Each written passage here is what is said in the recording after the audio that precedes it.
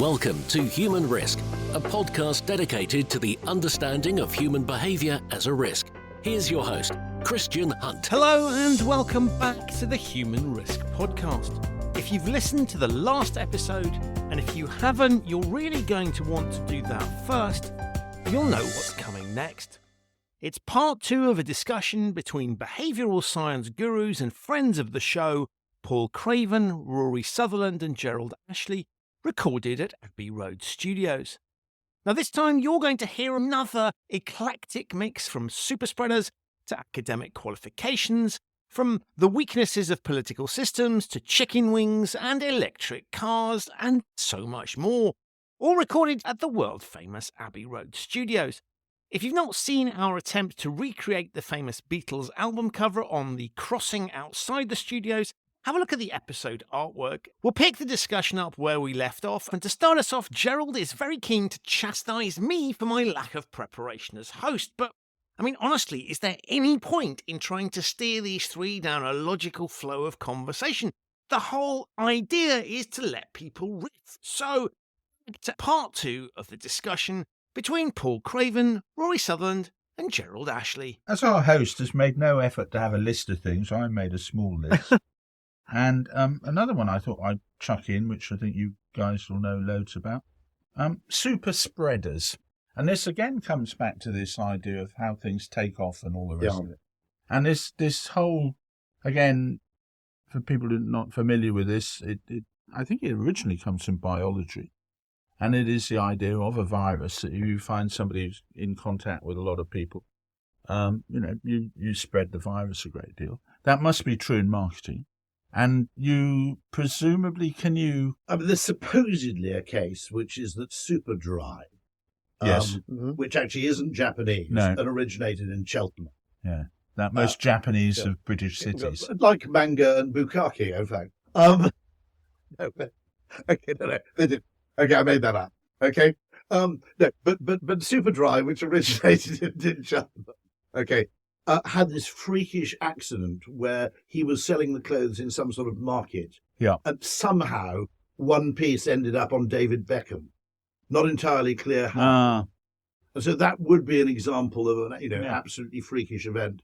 Kate Moss would have been undoubtedly a kind of she was one of those people who, in a sense, didn't just influence the weather, they kind of made the weather. They could actually make something fashionable just by wearing it. Yes. Not many people have that power, but that's undoubtedly true. It's also true at a much softer level, which is that all behaviours are to some degree contagious, in that if somebody in your street gets solar panels, the likelihood that somebody else does goes up by 20-30%. Now, that's not a huge amount, but it's significant in terms of how these things And spread. we've come right back into this clustering thing again, and, putting the ice cream parlour next to one another.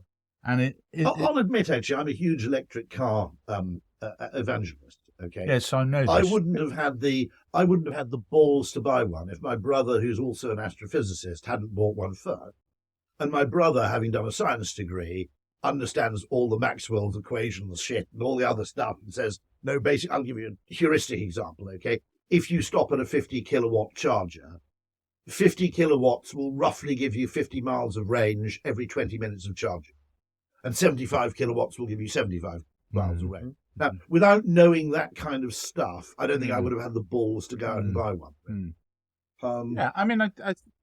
I think the electric car's an interesting example of where we are being directed towards it, away from an existing technology. What I would just say that technologies, if they're really valuable, should be able to make it on their own. Okay, there are evolutionary paths which lead to a dead end. Okay, so the classic example of this is that humans ended up with a concave eye before they evolved a lens. Okay. In order to get some directional sensitivity, the retina, as it were, was basically concave. In insects, it's convex. Right. Okay. Mm-hmm. You can evolve a lens from a concave eye. You can't evolve a lens from a convex eye. If you wanted to have a fly, if humans had convex eyes, your eyes would have to cover about 10% of your entire body area to get the same level of precision of vision. with a convex eye as with a concave one plus lens. Okay. Now, I would argue for electric cars on two grounds, regardless of the environment, one of which is that internal combustion engines are like koala bears. They can only run on one type of energy, which is oil, okay? Whereas an electric car, or a steam engine for that matter, right, can run on anything that produces heat. Yeah. So therefore, it makes you less vulnerable to price variation, okay? Second argument is, I think that the internal combustion engine has kind of run out of road in terms of evolving other transport forms, whereas the electric motor hasn't. Electric bikes being an obvious thing. I think that there's scope for kind of Sinclair C5 plus kind of vehicles, and they'll all be electric. They won't be motorized. I just wonder the real race is between, can batteries become more efficient than internal combustion engines? So if there's an internal combustion engine in your car that would do 200 miles to the gallon, and, all of us around the table remember when it was more like 20 or 25, and now we're nudging through 50 and all the rest of it. Whether or not range is really, and not just range, life of the battery is going to be extended. We'll wait to see. This is where, of course, you have to factor in psychology as well, which is, could we get people in certain geographies to accept smaller batteries, which are therefore now the range is lower. Yeah, but the performance is actually better because they weigh less. Yeah, okay, the cars cost less. Yeah. Okay. And now my wife has an electric Mini, which has about 100-mile range. Okay. Now, 98% of the time, you're not driving 100 miles in a day. In our case. Yeah. Right. If you live in the UK. US is a completely different kettle of fish. Sure. Because your parents live 400 miles away, there's no train service, you can't fly, there are extremes of cold and heat. Your grandpa only has a meager 110 volts, so you can't even charge overnight when you get to granddad's house. Now, all of those things don't apply in Holland, or they don't apply in the UK, and they certainly don't apply in Singapore, right? Where, let's face it, you have to drive around in circles for that range to be a problem. Rory, question for you, why didn't electric vehicles take off the first time? Because they were steady fueling them around the battery tech. They didn't have lithium-ion. Henry Ford and Edison actually worked together to buy an electric car. There's an element of it suggested, which is actually a marketing failure, which is because they were incredibly clean and quiet and sort of civilized, they were slightly stereotyped as women's cars as well. There wasn't the Mr. Toad element. No, there wasn't the Mr. You've got it exactly. And then, of course, don't forget, it was the 60s and 70s. We had the UK had the biggest fleet of electric vehicles in the world, floats. The milk floats, doing recycling. So, I mean, that was a sort of opening become as green as it could ever be back in then. And, actually, that's a perfect case where electrification for household cars is secondary in importance to delivery vehicles, which tend to do about 120 miles a day of stop-start motoring. Oh yeah, I don't think it's a binary choice. No, that's fine. I'm totally with you. End up with a range of things. I'm just reminded of that Irish joke about cars, which is the Texan says to the little Irish guy in the bar, he says, my car, when I get home, it takes me nearly an hour to get to my house. The drive is so long, it takes me nearly an hour. And the little Irishman says, yeah, I had a car like that once as well. And so, again, it's whatever the metric you're using, and that's how that joke works. But I do think about super spreaders is that obviously we've come through this virus and everything, and that seems to have faded away. And obviously people are very, very familiar with sort of viruses in computers and all this type of stuff. And so the study of these networks and the study of their behavior and how they expand is very, I think, very interesting and very instructive. And again, it comes back to it may not be predictable. There was the famous case of Typhoid Mary, the lady who was actually jailed because she would not stop meeting people, I suppose. And she was just very unfortunate in that she was a super spreader. She was the absolute. Oh, and there was that doctor in Roosevelt Hospital in New York in the first part of the 20th century. He was considered to be the typhoid guru who could predict if someone was going to get it. And people would bring people from miles around to go and visit the doctor, who'd examine their tongues and say, yep, they'll get it. And this guy was a super spreader. The doctor was a spreader. He was giving it. He was unknowingly giving He was handling their tongues with his bare fingers. That's very interesting. And giving them typhoid. It took them months to realise. And he wasn't doing it nefariously. He was doing it. Best will in the world. But they thought he was a genius. I mean, I'm reminded of that when you see some performance in the stock markets and people get 3 or 4 years right in a row and everyone assumes they're a genius. I was reading the book about Neil Woodford about that, which is one of the reasons he got a lot of credit was that he didn't buy into the early pre-2000 internet boom. Yeah. And he was on the point of really being fired. But because he held his ground, he acquired kind of guru status for refusing to buy into that herd. Yeah, well, it's Tony Dye. And it's path dependent. And Tony Dye. So if you happen Tony Dye, he was dead against the tech for late 90s, and he made such a reasonable, sensible case against some of the overvaluations. So they fired him right near the top of the market, literally, and then they stuck with his views. I mean, I think I'm pretty certain I'm a super spreader with COVID, because everybody I know's had COVID and I've never had it. I've had people who have had it 3 or 4 times. I haven't even sneezed. I'm glad we're sat in enclosed space. Yeah, so you 3, look out, you probably get it again. So I don't know, maybe you can get asymptomatic spreaders too, can't you? Yeah. Just a quick question. Let's not get into the debate of rights or wrongs about vaccines and like that. Let's just go back to where we were in March 2020 when we didn't know anything. I still think, even knowing what I know now, with all my hindsight bias that I will have and the hindsight knowledge and the things I've seen, I still feel, based upon the tail argument, that first lockdown, I can understand why governments would do it. I don't find that, because Taleb goes on about this and other. We had no idea. We had no idea from precautionary what was it going to be like, and I suspect that some of the questions about the spreading issue and everything are more related to the sort of second and third lockdowns that we had in the UK and others. Were they as necessary as they seemed at the time? I don't know, but it intrigues me that we have enough data. There was an information asymmetry in that the government would get blamed for elderly people dying of COVID, whereas younger people suffering from depression and other consequences or delayed oncological treatment and so forth were less directly attributable, if you like. And so there's always this kind of informational. That's one of the things that I think is really interesting, which is that, and it never occurred to me until I read this book, The End of the World is Just the Beginning. All animals have biased perception because it's in our interests to notice threats, for example, much more acutely than banal everyday events.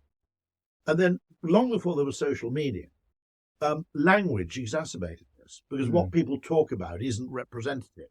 Okay, they talk about weird things. They talk about things which they think have persuasive power. They talk about things which are great stories. Okay, but long before there were tabloids, fake news, Russian bots, language itself biases things, and you realise that we don't really account in our decision making much for the asymmetry of our perception.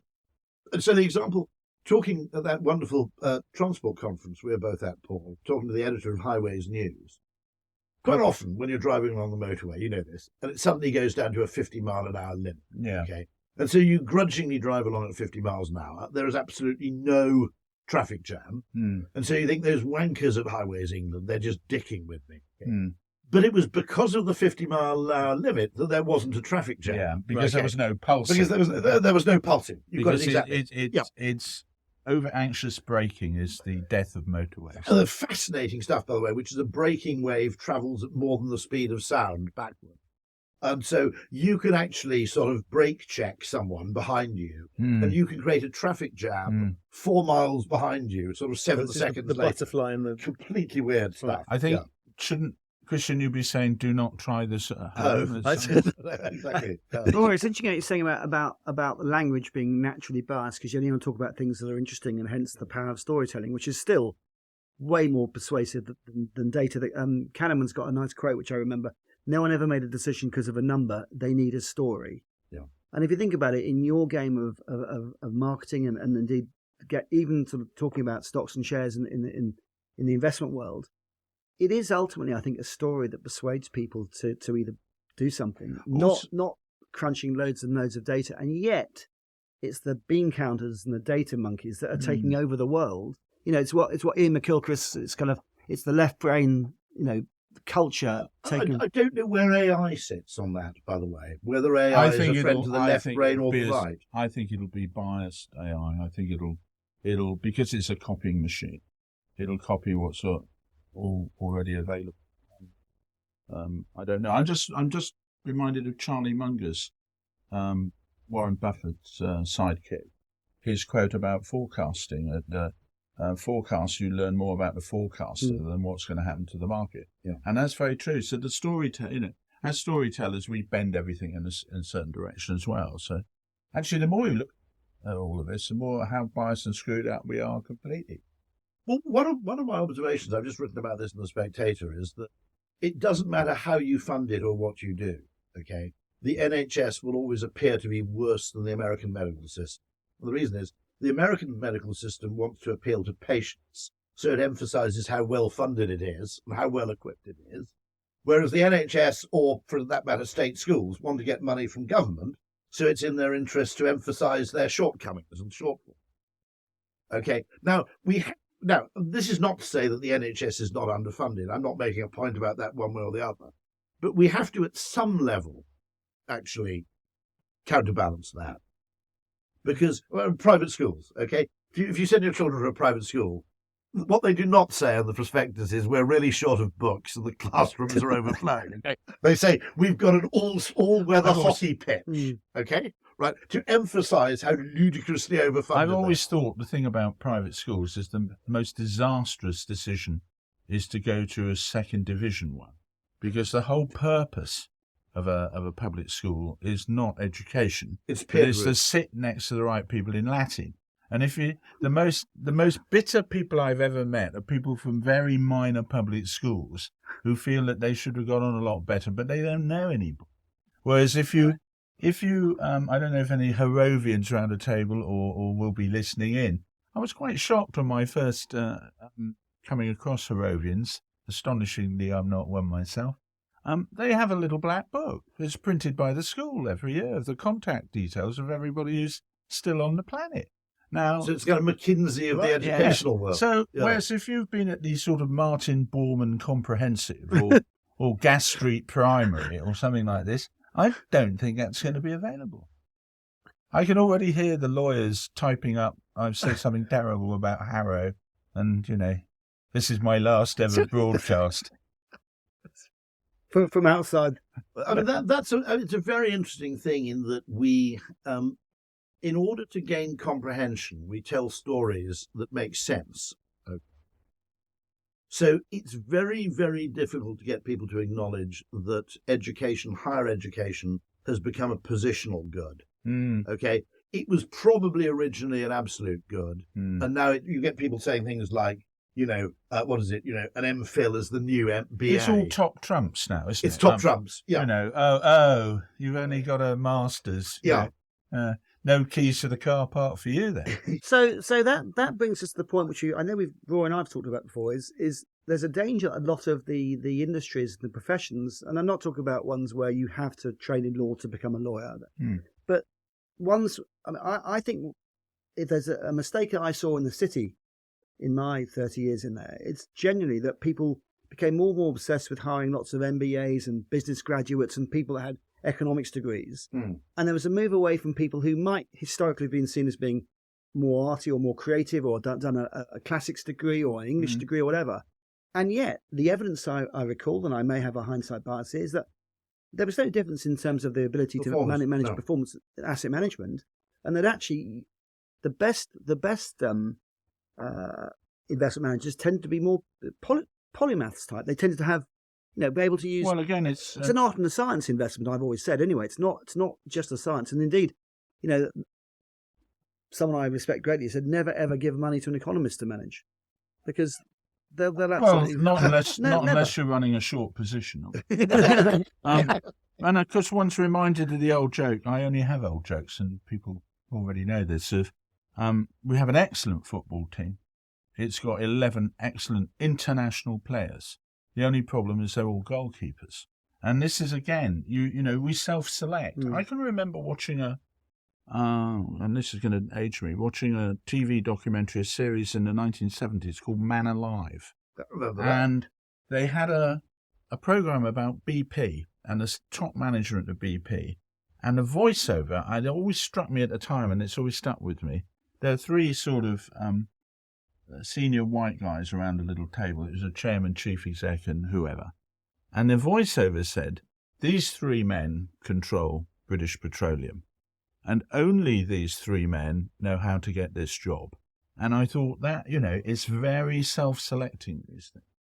And so if you've gone to a minor school, you're actually worse off than going to Gas Street Comprehensive, because you've invested, or your parents have invested money in something that doesn't give you the advantage you think you're going to get. And you may get saddled with the fact, another posh kid who doesn't know what he's talking about. So, and I would argue, I think the only non-graduate around the table, and don't worry, I'll go in a minute, is that far, far too many people are going to university without the slightest idea why they're there. Well, I can expand on that, which is at Ogilvy we run this thing called the Pipe, which is intended as a secondary non-graduate channel of entry, okay? Simply because we noticed the same problem that you've just met. Now, we obviously don't stop graduates applying. We don't say, I'm terribly sorry you've got a degree, you have to go. But we just say, look, there's no particular requirement to have a graduate degree to apply here. And indeed, the history of the advertising industry is full of people who've gone from post-room to boardroom over time. Takes a bit longer, yes, but it still happens. In the creative advertising industry, there's one of the greatest creatives of the last 20 years, basically came in as a motorcycle dispatch rider and thought the environment looked pretty attractive and said, how do I get to work here? Right? Okay. Now, the problem we now have is weird, because we will occasionally offer a job on the Pipe to someone who's got a graduate degree. Yeah. And there's nothing stopping them going from there to anywhere they want to go. After 3 years in, no one cares whether you've got a degree or not, or anything else in advertising generally. Those degrees have a half-life, don't they, really? Yes. After 10 years, no one even asks. Okay. Now, they say, well, I've got a problem there because I've just spent 25,000 quid getting a degree, and I'm now getting a job that doesn't require one, so I feel like I've wasted my money. Because they're spending the 25,000 in order to get a graduate level entry job. Okay. Now, the correct way to look at education is, thanks to the wonderful things I learned at university, I'm able to get this job on my general interestingness, the level of education. Not, I need this bit of paper because I need to validate this bit. And what happens in the States is you get people who get an admission letter from Harvard. They go around Silicon Valley and they go, look, I got this admission letter from Harvard offering me a place at Harvard. To be honest, I'd rather work for you, mate. And what they realised is that in terms of the secondary market, brilliant, right, because the admission letter costs you nothing, whereas the degree costs you $250,000 and 3 years of earnings. So the Harvard degree actually costs you $500,000. Right? And although nobody does, interesting, as Bill Burr made the point, all those people who faked their way into Ivy Leagues with fake sports scholarships, none of them flunked it. They all graduated. Okay, so the whole thing is actually becoming dubious.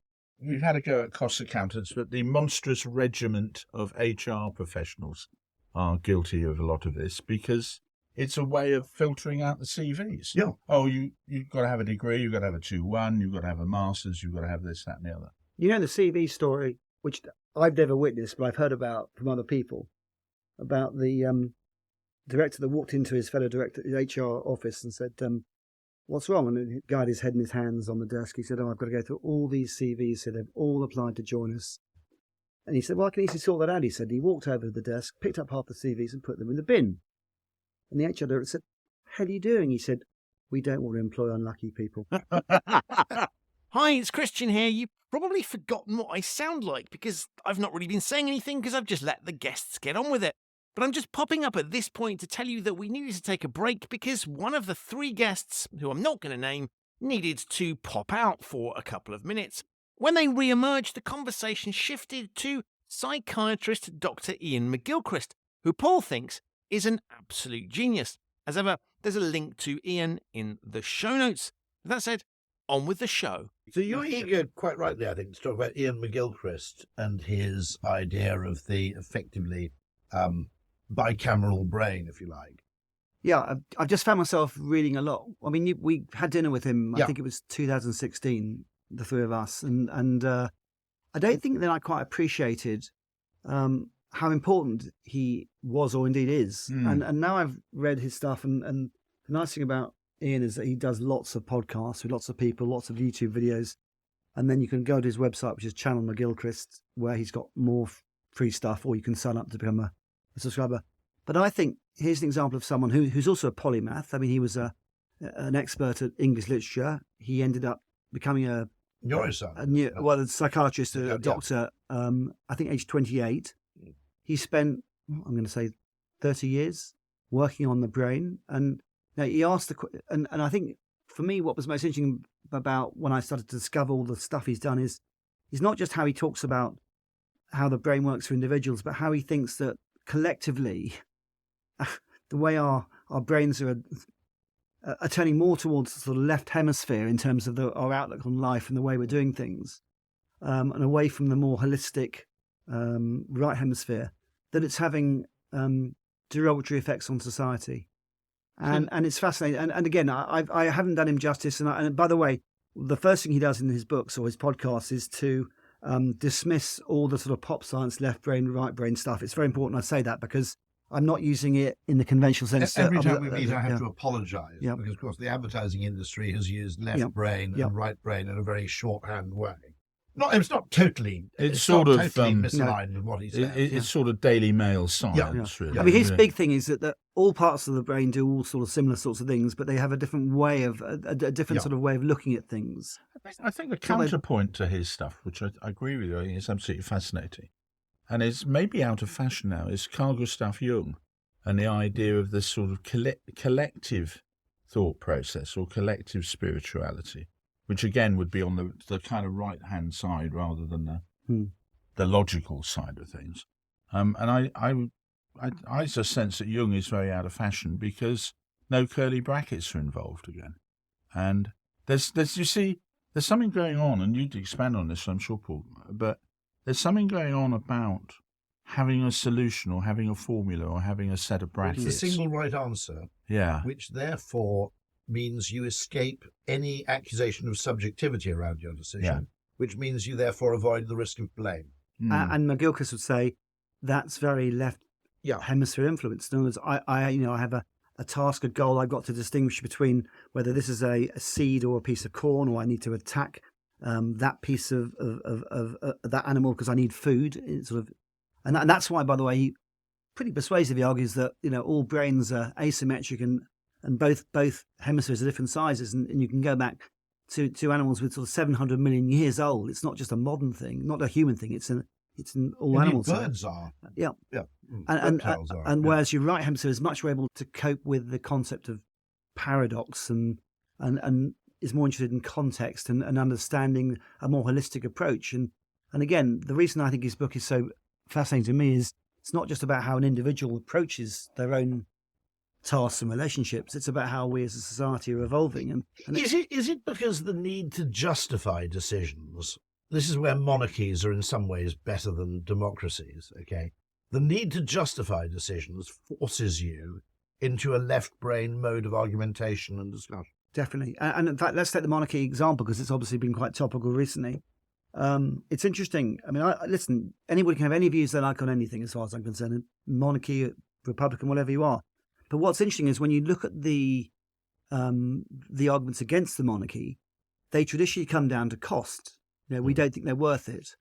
The second argument is fairness. We don't think that people should inherit that sort of thing.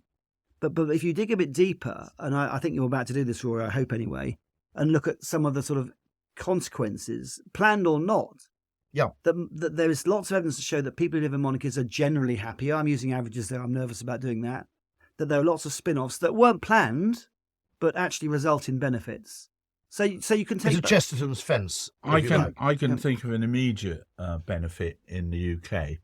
We don't have to suffer President Boris Johnson. Just a thought. Also, if you take it that the world's second largest democracy, out of 350 million people, many of extraordinary talent, can't come up with two better candidates than Trump and Biden. Okay. To be honest, the hereditary principle is beginning to look pretty damn attractive. Well, the Americans could go back to the hereditary principle. Anybody can be president so long as they call Kennedy, Bush, or Clinton. I mean, but don't you think the French, we always have a go at the French, or I'll correct myself, I always have a go at the French on these things. Don't you always think the French presidential system is very monarch-like? You live in a palace. I mean, it's the worst. Yeah. It's also the worst job in the world because after 2 years in the job, everybody hates you. I mean, genuinely, of all the jobs you wouldn't want to do, I think. Yeah. That's probably one of the top ones. Just going back to the sort of behavioural sort of side of or the thinking behind an argument like monarchy, pro or against, whatever. It's very interesting because again, if you talk to people, they often. And you can see what they do, but it's very left brain. It's I don't like this person, left on, therefore I don't like monarchy. And I think if you believe in the monarchy, you can dislike the person who is the current monarch or the future monarch or a previous monarch. But in these days of, dare I say, social media, but it's probably always gone on long before. It's a very personal thing. I need a story. My story is I don't like X, therefore I don't know what X represents. And everyone is, there's no nuance. And again, sorry to go back to McGilchrist again, but he feels that the whole society is losing any ability to see context and nuance, and everything's now going to be black and white. I'm for or I'm against it. It's 1 or 0. It's very binary. And sorry, just last thing. Only in the context of monarchy, because I was talking about it last week, and I remembered your story you told us, which I need to look it up actually, because I think you said it was on YouTube. Francis Fulford, because I think that's a wonderful example of how you can be. And do you know this story? It's worth we tell it for the listeners. Well, excellent. They occupied the same 10,000 acres in Devon that I think they got in since the 13th century. Yeah. And he still owns the house or descendant. Direct line of descent, all called Fulford. 800 years. Yeah. And they asked him, I think on TV, how on earth he'd managed this achievement. He said, well, if I go back to my ancestors, he said, we've had loads of idiots. We've had drunken idiots. We've had gambling idiots. Philandering idiots. Idiots who get in prison for treason, he said. But we've never had 2 in a row. Back to clustering. You don't want a cluster of idiots, obviously. So, I mean, an awful lot of this actually comes down to very interesting perceptual biases, doesn't it? In that sequencing, we tend to look at averages. Ergonomics? And ergodicity. I meant ergodicity, sorry. We look at actually order effects and sequencing. We tend to see things as being smooth or linear when they're not. And this is the left brain influence of trying to cram everything into a kind of Newtonian reductionist. It's a shorthand, isn't it? And it's much easier to explain a normal distribution. You can explain it to a bunch of kids and just put them in a row, and you put the shortest down one end and the tallest the other. And funnily enough, the average one's in the middle. You've got a nice normal distribution. But you're trying to explain power laws using kids' heights. It's a somewhat more complicated thing to do. It's interesting too, because I've come to the conclusion after sort of 35 years in advertising, that nearly all of us make an assumption, which is that the course of action with the best argument is the best course of action and will have the best consequences. And I don't think that's a safe assumption, actually. A, because you can select your argument. It's what I call sort of James O'Brien Jesuit approach. Which is, I can construct an argument against Brexit, which on its own is entirely rational. Therefore, I'm right. Okay? Because what you do is you obtain this absolute linear logic, ignoring a lot of things which are actually really quite important. Okay? Or assuming a ludicrous degree of certainty in your opinion. Okay? And I mean, it also occurs to me that one of the reasons business works is that through no intention of its own, sometimes by accident, sometimes simply by the need to differentiate yourself, businesses do stupid things that turn out to work. So overall, capitalism works fairly well because it fairly well replicates that variation and selection process. Okay? Bubble tea, that's a really good one in terms of, I have no idea whether bubble tea is a valuable addition to my beverage repertoire or a load of old bollocks. But, it at least tries those things, right? Someone goes, there is no evidence that we want to drink little balls of jelly. Have we? Right, okay. Have we forgotten, or maybe weren't taught, or young people these days are not taught that, the old phrase of trial and error. Error is actually very important. And error is, without error, there's nothing at all. You would, in evolutionary theory, of course, mutations are mistakes. So we're all here as mistakes, some of us more than others, maybe.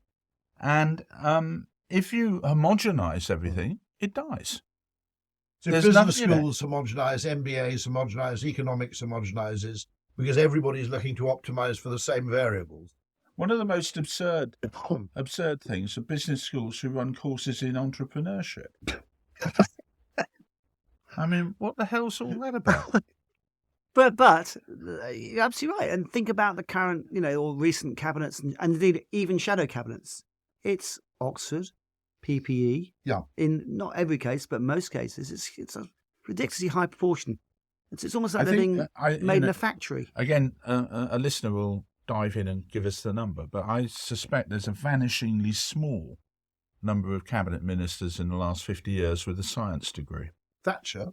There's Thatcher, and there is one in the current cabinet. I'm trying to think which one it is. Oh, it's probably the guy. I know who you mean. Yeah, he. But there we are. I think we've made the point. Right. They're out of 1,000 cabinet ministers, since, let's invent that number, since 1980. I'm giving you a nice certain solution there straight away. I mean, are we saying 10% have got science degrees? Probably no more. Also, the business angle, which is that some politicians came from either trade unions or from business. Doesn't really matter which. In that nobody working in McDonald's in a position can believe the bollocks that people in academia can get away with. Yes. Okay. And the first Thatcher cabinet, there was no one apart from Thatcher herself who hadn't run a kind of multi-million-pound business. Yeah. And the point about that is, and I think the point about that variation question is that if you demand reason as a precursor for every decision, you're over-optimized on the past, but you're also over-optimized around those variables which happen to be quantifiable. Okay. We're back to effectuation because you're back to using a recipe and cookbook and not saying let's just wing it from what's in the fridge. Now the problem with winging it in the fridge is it costs money. And Rory, it's thanks to you that if you fry what's in the fridge, it's always pretty tasty. I think there should be a limit on there should be a limit on how many times you're allowed to say frying in any one. I've got my favourite example of this, by the way, which is Nashville hot chicken. Okay, which was prepared. This is beautiful. Okay, I think it's a family called Prince who operate the Nashville hot chicken thing. I think it's in Nashville. Okay, I think it would be, wouldn't it? It would be, right. And it's on some corner. And the elder Mr. Prince was a noted philanderer and carouser, and his wife prepared this hot chicken as a revenge for when he got married. And he was, of course, extremely pissed. This chicken was obscenely oversized, you see. And he apparently staggered up the stairs going, "That's the most delicious thing I've ever eaten in my life." Well, it just, the old phrase, even a blind chicken gets some corn sometime, I suppose. But equally, if you take that blind chicken argument, we have to look at science and argue that the majority of progress in science has been made through effectuation or accident. Or through actually inspired observation. Intuition. I mean, you notice something you feel. Also, isn't it? I forget who the quote's from. You're bound to know it, Rory. The physics only advances one funeral after another. Max Planck. Is it Max Planck? It feels like that from the famous, so famous I can't remember, conference in 1919. The name will come to me in a minute. No, sorry. No. I'm sorry. It's the one where you have all the guys up. Yeah, they're all on it's in Copenhagen, and I'm trying to think. Yeah, anyhow, that's by the by. Hang on, back to what it was. So to get this kind of sparks or intuition individually or in a group of people, I think the phrase that always, Rory, you taught me this years ago, and I've looked it up. Alan Kay, a change in perspective is worth 80 IQ points. So around a table, if you're going to make these decisions on who to hire, for example, or who to elect in your cabinet or whatever it may be, whether it's be politics or investment management or anything, I know. But it comes at a cost. You need cognitive diversity. You need people with different backgrounds, different personalities. You don't want to just have them all exactly the same. And it does strike me that in lots of business and indeed lots of politics, you're just pushing the same sorts of people in the same sorts of groups. Anything, this is, and I was going to say earlier, I'm grateful to Rory who introduced me to Jules Goddard a number of years ago. Jules Goddard, a now retired professor of London Business School, who I often almost stop people in the street, well, not actually, but want to stop them and make them watch the 9-minute talk he gave at Nudgestock some 10 years ago. And I think it's absolutely brilliant. And there he made the idea that he made the premise that businesses tend to get into an efficiency loop. Yeah. And that keeps everybody happy, but of course you come up with nothing new. His great sentence is, strategy is the art of staying one step ahead of the need to be efficient. Exactly. And that's incredibly important, because efficiency, paradoxically, is the enemy of innovation. Because if you're hyper efficient, why would you change something? Why would you look for something else? In fact, why would you not dismiss it? And the real life example that's a well-worn one now, but is always given, which is of Kodak, who came up with a digital camera in their own labs. Yeah. And it was put to sleep because all the guys at the top were chemists and they were making a lot of money out of making film and developing it. Why the hell would you kill that particular golden goose? And needless to say, the Far East got a hold of it and copied it, and they pretty much took Kodak to the cleaners. But you can see the management, if they're all, to your point, Paul, if a management's all self-selecting, they're all chemists or they're all from the same background, they kind of all think the same. And again, having had a go at the French, let's have a go at central bankers, because central bankers seem to me to be in exactly the same loop. I mean, you look at the G7 central banks, you're talking about no more than 100, 150 people at the top. They've all been to exactly the same universities. They've all taught one another in various ways at various courses. And it's a classic example of groupthink. And I don't know so much now, but in the old days, the Bank of England used to, on the board of directors of the Bank of England, they had a wide range of people and backgrounds, trade union leaders, industrialists, and all the rest of it. That may still be true, but they don't seem to have the swing or any influence at all these days over the professional economists. It's a very bad career move to think differently, generally. Yes. Not to mention the fact that, as you mentioned earlier, that when you tease economists or you point to contrary findings, they aren't interested, as a scientist would be, in fairness. Okay, they get angry. Which suggests there's something else going on there, which is that the need for cognition or the need for legibility is something people prize, and that when you actually damage it, okay, however deluded it may be, if someone has a kind of coherent worldview with which they're comfortable, okay, if you challenge it, the natural reaction is people feel it as a personal attack. You see, some of the absurdities of macroeconomics are sort of up there with the Mormons. In fact, the Mormons are more believable, because one of the central tenets of economics is equilibrium theory. Well, you don't need to be, you don't need to have been out of short trousers to realise that's just not how the world works. You may have, again, an old French joke, but we'll get it out of the way. The philosopher, French philosopher, who says, it may work in practice, but does it work in theory?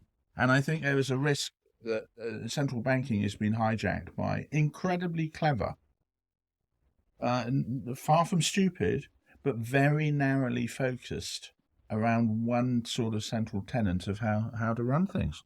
So what happens if you take ideas which undoubtedly have some validity?